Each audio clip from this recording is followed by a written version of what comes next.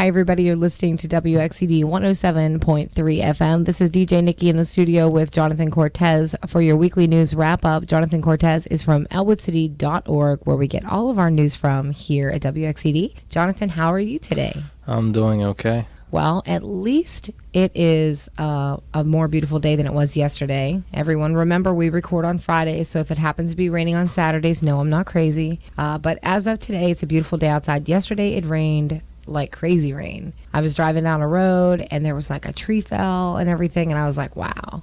So anyway, now that we are coming up to the middle of June, are you making any big plans for the 4th of July yet? No plans. I know that I'm going to be playing the first night of the festival after the bands wrap up. I'm going to do a little dance party there for the kids from like 8 to 10.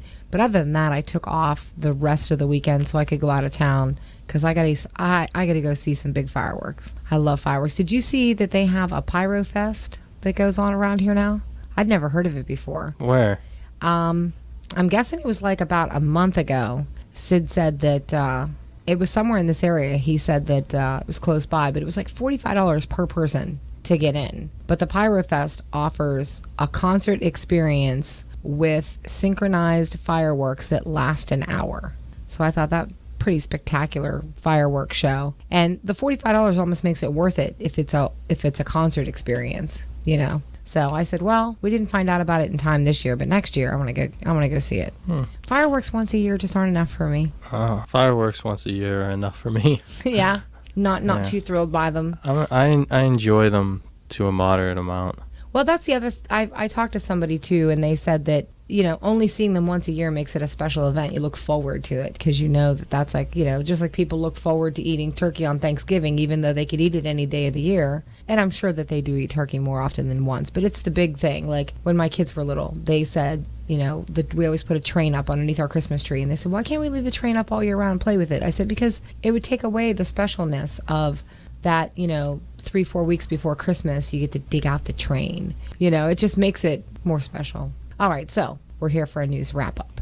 So tell me what's going on in the news this week. Well, there will be a zoning meeting for everybody on June 25th at 5 p.m., I think at the council chambers. So that is for, as elwoodcity.org has talked about before, the Elwood City Borough's getting rezoned. So, well, the central business district is, and this will be a public hearing on it. Oh, okay. Yeah, I know that whenever you did the interview with Connie McDonald, he had mentioned that they were trying to get a new zoning, you know, grid put in so that they can have the shopping kind of centralized, which would make it easier, you know, because if you park and you can hit all your shops at once in a general area. Now, he said that the businesses that are already outside of that area won't have to move, and that residents within the area will only be required to move above the first floor, and that the first floor will be for shops. So the hearing is the public gets to vote on whether they want to do it. No, it's just open for them to. They can see if they like it, and then they can give input. Okay. Yeah. No, they don't. They don't get a say in it. Well, they get a say when they elected people that then make the decision. That's right. They that's elected what they the say. People who have their best interests. So. Yeah. Well, faith in politicians. That's all I can say. So yeah, from what it seems, it seems like it'll have more of effect on future business planning than on current residents. I mean, maybe there are some people who will have to move upstairs. Or I thought, like, what if they live in a building where the upstairs isn't livable and they're affected by that? It might be a small enough percentage that they would carry on with the vote to do it anyway. Oh, yeah, they'll do that anyway. Right, but I was thinking of anybody that it would immediately impact in an adverse way. Right. Yeah, that's what I was wondering, too, whenever he brought it up, because, I mean, moving's not the easiest thing in the world. And if you were already living, you know, established somewhere on the first floor, that would be an expense and probably a pain to need to move, even if it was just upstairs, you know. But anyway, so when did you say they're voting on? Well, the hearing's on June 25th. That means, I don't know when they'll vote on it. And it might be July, but it actually is something that has been in development for several years. Yeah. Okay. Yeah. So you have another council issue on your agenda today. Yeah. So this will take a little bit of background explaining. Okay. And hopefully I got it all right. But I know last fall the council the previous council voted, well, they basically reaffirmed the police body armor regulation, which is police officers have to wear their vest on duty, and then they are rescinding that motion on Monday because they lost that they lost the fight for it in court. So the police union went to court and said that they shouldn't have to be forced to wear it, and they won.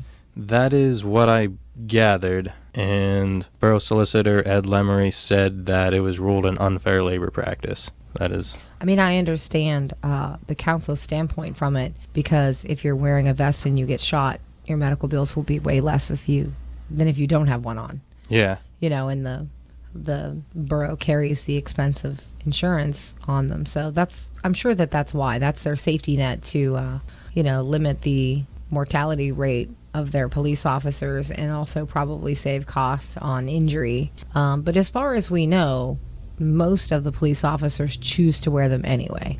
Yeah. Yeah. Because you said that they had an option to just sign a waiver. Yeah, I mean, that's long before my time. I know Right. that was back when Donald Clyde was mayor, which is Been a while. about 10 years ago. Yeah, they can sign a waiver which releases them from the obligation of wearing it. Right. All right. So the police union won that in court, and council is going to withdraw the vote that they had last year. And they're replacing it with it's a resolution that basically encourages all borough employees to wear borough-provided safety equipment, which, as was kind of pointed out by visitors, is just like a fluffy statement. So, yeah, I think, even one council member at the meeting said it'll be worded like strongly recommended to wear the safety equipment. Well, seatbelts used to be strongly recommended to wear. Now they're mandatory. But Yeah. when I was growing up, they were just strongly recommended. All right. So it hasn't been a real busy week with news. Oh, sorry to interrupt you, but I No. did just think of something off the top of my head. Oh, good. For this semi-local, our representative, Jarrett Gibbons, he was the bill sponsor for a law that would toughen the penalties for accidents involving vehicle accidents, distracted driving while texting. Right. I said that pretty complicated. Well, I think they got it. Yeah. Yes. No, that was good. Yeah. And we also probably want to re-mention that Aaron Bernstein has set up, again, we mentioned this last week, but he has set up his headquarters, his campaign headquarters, on the corner of 5th and Lawrence in the old Tea Time building. I drove past the other day and I saw it, and I said, oh, yeah, that's where it is. Yeah. So you wanted to mention... Well, I'd like to explain that a little bit better. I think it just passed the House Gibbons bill, and it was approved unanimously from what I read. Yeah. So then it has to go through the Senate, and then it'll become law. But basically, I don't believe it increases the penalties for if you're just pulled over or whatever and on your phone. But if you're in an accident and it's determined that you were on your phone, it'll be like the equivalent of if you got in an accident and you were drunk. Oh, okay. Or at least close to that. So it'll be a serious crime in Pennsylvania. Well, I mean, it should be, no reason to get into an accident because you're on your phone. Yeah. Especially not when at any given time you can pull over for 30 seconds, Plus, I mean, the only one that I don't agree with is I heard that they're trying to make it illegal to drive even with a Bluetooth on. And that, I believe, is... Yeah. I think they should allow you to drive with Bluetooths. But they're saying that the conversation itself is distracting, and I don't see that to be too much more than me blaring music in my car or my kids yelling in the back seat or fighting or yelling, "Are we there yet?" The difference is that what they'll say, what I've heard is that if you're talking to somebody who isn't in the car, they don't know what's going on, I guess, so they can be talking while you need to be paying attention, while somebody who is bothering you that's in the car can stop. Whoever came up with that is not a parent. Yeah. And has never realized that when your children ride with you in a car, they don't care. I mean, there could be an avalanche happening and they will still continue to yell about their Barbies and G.I. Joes feuding in the backseat. So it comes down to just, polishing your driving skills. Yeah. and learning to block things out that, and focus when you need to focus. But I understand the not being on your phone. I mean, looking down at your phone just a sheer few seconds can cause something catastrophic. So. Yeah, that's why I'm assuming it doesn't, if you have one of those things that your phone goes the phone on holder. and you use it as a GPS, that Yeah. the law won't cover that. I'll have to. I would hope not. Yeah. And that's the other thing I use my Bluetooth for. I wear an earpiece. So when I set my GPS, I can hear it in my ear. And so if my kids are talking or the radio's on, I still hear it. And I don't, so I'm a big fan of the Bluetooth thing. But I would also have to agree with the not texting and Snapchatting and Facebooking and all that when you're driving. I'm not saying I've never done it. I'm just saying it's not wise. Yeah. Well, since I just thought of it off the top of my head right now, I didn't have all the information on it, so I'll look into it between now and next week. Okay. All right. Yeah. So, do we want to mention Riverside?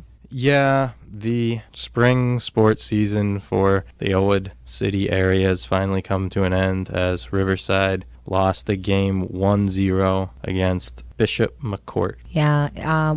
We recently had one of the kids who played on the baseball team. We had Jason Dambaugh in here, and he explained that it was a heartbreaking loss for them, that they felt like they could have won, that it was just, like one slight error is the reason why they didn't score what they needed. And so he said it was pretty heartbreaking, and he mentioned that they're a little bit disappointed in the fact that the Catholic schools do not have their own separate league, but yet it is legal for them to recruit several Division I students to play. So it throws it a little bit off balance on the fair scale. And I never realized that until they were talking about it earlier on the sports talk show. But I just have to say that based on local talent and everything, Riverside did a spectacular job. Elwood girls softball also did a spectacular job all the way up almost to the end. But we have a lot of good talented athletes in this area. So we want to give a shout out, a little bit of props to them. And speaking of sports and athletics, you had some news on that too. Yes, Kurt Augustinelli was appointed as the athletic director at the school board meeting last Thursday. Now, has Kirk ever been a local coach or anything? Yeah, he was our football coach for a while. Oh, okay. Quite some time. Yeah, a lot of people know Kurt. I don't know Kurt. He's a teacher at Hartman. He's been a teacher in Elwood for a really long time. But, like now they have it set up so that North Side's K through 2 and Perry's 3 and 4 and Hartman's 5 and 6 when I went to school. It wasn't like that. It depended on where you lived. Yeah, it was regional based. So I didn't have Kurt, and I don't even know if I would know what he looked like if I saw him walking by me. But I'm fairly certain that I have met him, but I'm not sure that I would recognize him. So, Kurt Augustinelli, new athletic director. Any word on what Darren Morella's plans are?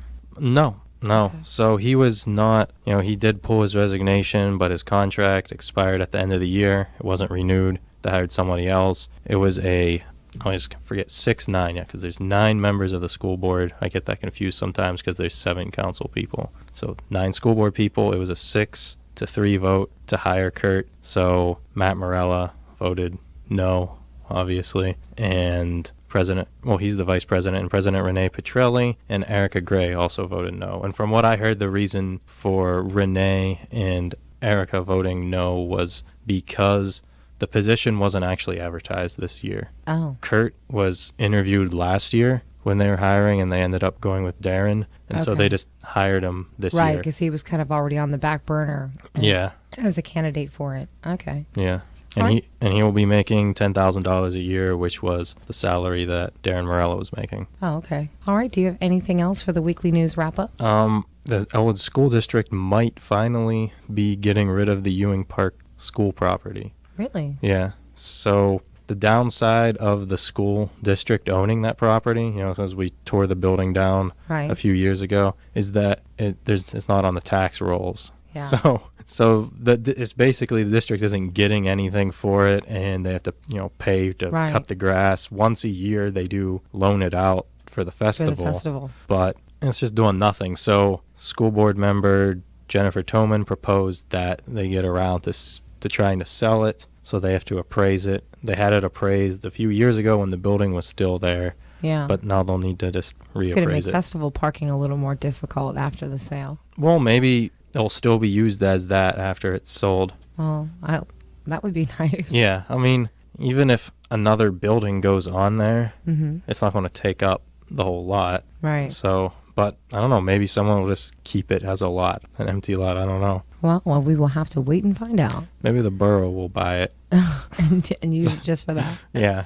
I had mentioned a couple of years ago about how it would be a nice location for a dog park, and a council member mentioned that it would take away from the ability to park during the festival. And I found out the other day that a lot of the designated parking areas, a lot of that revenue comes back into the borough. Yeah. And I wasn't aware of that. And I also found out that a lot of the food vendors and the craft vendors are all nonprofits, and those proceeds go to benefit nonprofit organizations. I kind of thought it was just a big money-making Oh, thing. no, for it's, everybody. well, it is a big money-making thing for everybody, but it's that money is for nonprofits. Right. Yeah. And I was unaware of that. Yeah. I mean, I literally thought that craft vendors were getting rich once a year. Now, all of the food vendors, like, we'll see, there'll be like a restaurant or something, but then it's associated with, With another nonprofit yeah, organization. they have to work together. You can't just, you can't Make just mad be like, profit. oh, I'm making pizza and selling Yeah. it.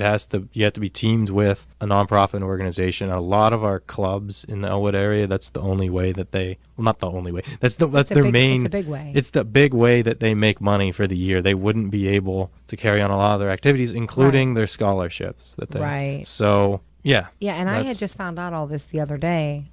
We had an interview with Vic Ringel and I always want to forget her name, but I think it's Leanne Boots, Raylyn Boots. Yeah. That's it. Okay. Vic Rangel just came on to the entertainment committee this year, and they're trying to change the face of the festival just a little bit. The festival has been known for amazing food vendors and awesome crafts, and there has been entertainment, but there's not really been a focus on it. And a lot of younger generation crowd, they enjoy going to concert fests and things like this. So for this year's festival, the entertainment has, I would say, doubled.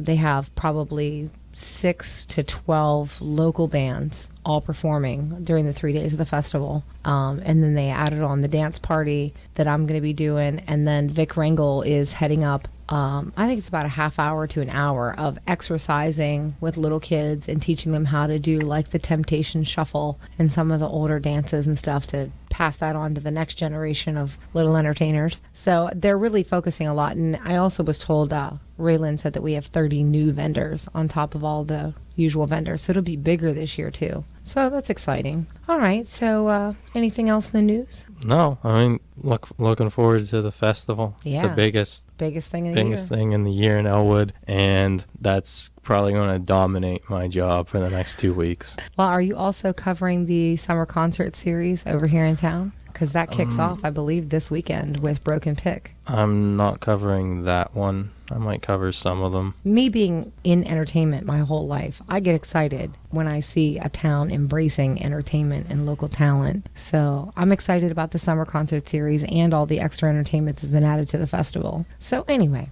I'm going to let you get out of here because it sounds like that's a wrap for us. And I'll see you next week here on the weekly news wrap-up on WXCD 107.3 with ElwoodCity.org and Jonathan Cortez.